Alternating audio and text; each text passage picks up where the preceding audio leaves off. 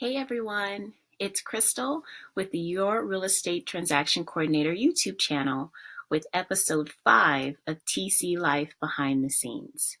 And I am coming to you today on location from my closet. I know the lighting isn't great, but the acoustics are really, really good in here, or I think so. Or it's nice enough to have my earbuds in for a moment while doing these videos. So today I want to talk to you a bit about outsourcing or delegating. I've been thinking a lot about how to really be more efficient in my life and in my business. And so, what that has looked like for me is really thinking about ways that I'm spending my time and really being honest with myself and having the conversation with myself about whether someone else could take care of that, not even necessarily better than me, because you know how you have your own way of doing things. And but sometimes when it comes to really wanting to buy back your time, you sometimes just have to allow someone else to do it. And it may not be done perfectly or the way that you would like, but it's done. And that's the most important part, I think, of trying to make the most of your time and spend time with your VIPs and the people who you love and are important to you in your life. So I want to share a few ways that I have done that, and the ways that I am also going to incorporate delegating and outsourcing in my life as a online entrepreneur and stay-at-home mom. So, have you heard of basically shopping online, buying your groceries online, and going to pick them up? So, many grocery stores are incorporating this now, and I love it. What I do is I go online and I schedule my pickup actually to where the grocery shopper will be shopping on the day at my local store where they have all the good sales. So, not only am I taking advantage of the sales, but I literally just go to the store, park in the little designated parking stall, and my groceries are delivered out to the car. So I don't have to get my little one out of the car and take him into the grocery store. It's so easy. And then, of course, it saves a ton of time. So if you're not doing that and the grocery stores in your area offer that service, I highly, highly suggest that you take advantage of it because it really is helpful. Along with that goes meal planning. So I used to always basically at the last minute try to think of what we were going to have for dinner that night.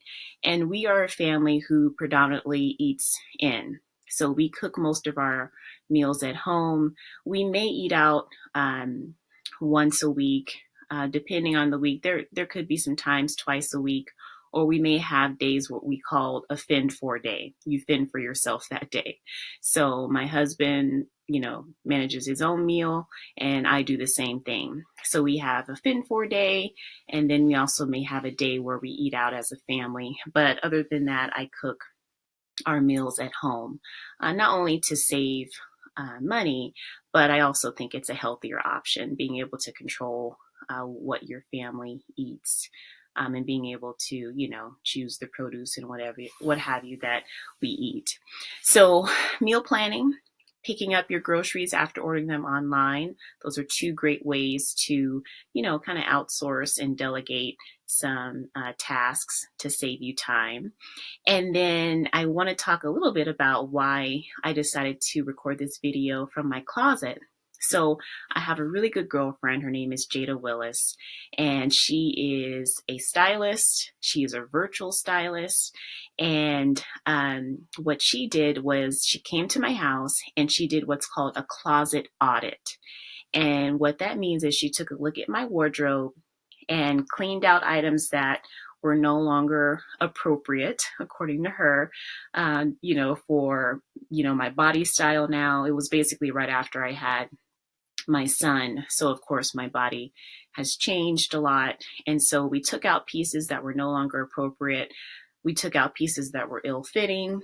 And if they could be donated, of course, most of them could. It's not like I was walking around with holes in my clothes, not clothes, holes that had, not hose, holes that had been worn into my clothing. I know many times we buy clothes that already have holes in them, but that's not what I'm talking about here. Anyway, I'm getting sidetracked. So she came in and she cleaned out my closet, and it really was amazing. And the backstory to really why I wanted her to do that is because I have learned that during the week, especially when you are a stay at home mom and trying to run a business from home, it's really important to not have to make a lot of decisions.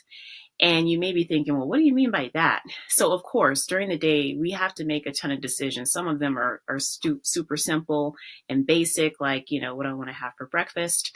But some of them are more important, and some of them are not planned. There are things that happen to us, and we have to make a decision. So those use a lot of brain power. And what I have decided is that the items that don't take a lot of brain power, I want to really remove those items from my decision making list. So I don't want to spend my brain power on figuring out what I'm going to wear that day. So after she took care of my closet by organizing it, taking out clothes that I shouldn't be wearing anymore or that don't fit me properly, what I literally do, like a kid back in elementary school, excited for the first day of school, I go through the week and I set aside my clothing options for each day. So this is why it allows me to come in my closet, grab what I'm going to wear for that day, and be done with it. And I don't have to stand in my closet trying to figure out what I'm going to wear. That's one less decision I have to make during the day. And of course, you can incorporate that in so many other things. It goes back to the meal planning. That's another way to, take away some of that time that you would be spending figuring out what you're going to have for dinner.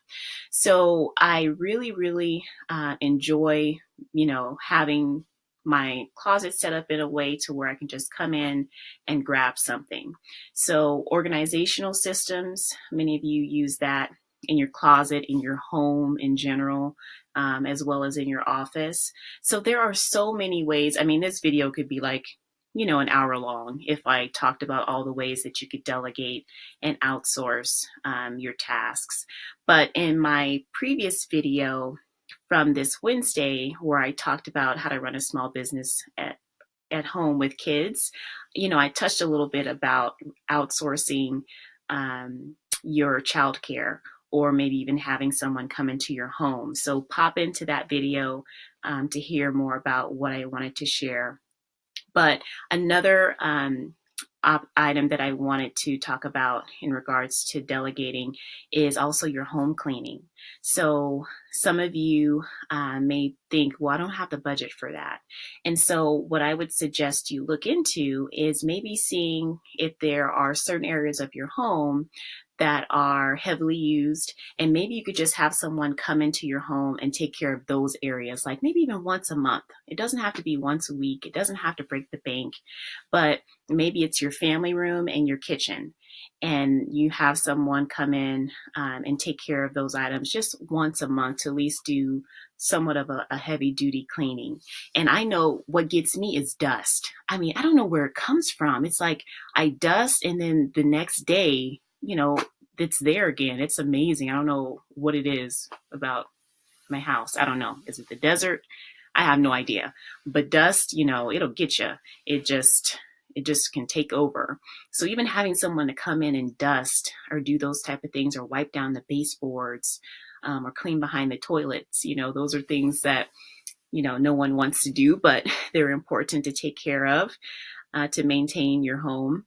But there are so many ways that you can delegate and outsource, but I really, really suggest making a list of the things that you do, and then have an honest conversation about, can someone else do this?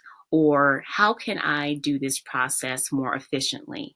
and really being intentional and systematic about scheduling your week, scheduling the tasks that you need to take care of. So that way you have some time to maybe spend in your business or spend with your family or your kids, whatever it is that you want to delegate or give that extra time that you now have to. So I hope that a few of these tips were helpful for you. If there is something that I didn't mention in this video in regards to outsourcing or delegation that you would like to share, please pop them in the comments below. As always, I love to hear from you. I love to hear about how you are delegating in your life, how you are keeping your life organized and scheduled. So remember, if you are not subscribed to my YouTube channel, please subscribe now and ring the bell to be notified of new videos. And also join my email list to get subscriber-only resources and freebies that I only share with that group. I love to hear from you if you have questions about my business as a real estate transaction coordinator and how I help others start and grow their business as virtual real estate transaction coordinators. Pop over to my website or leave me a comment here. I read everything and I love hearing from you. So as always, I like to sign off. Thank you for being friends. Actually, I drank all of my tea today, so my cup is empty. I didn't plan that well. I was a little thirsty, so I had some tea in here, but it's all gone. But I love signing off with my Golden Girls. Thank you for being a friend cup. I hope you guys have a wonderful, wonderful weekend, and thanks for listening to my video.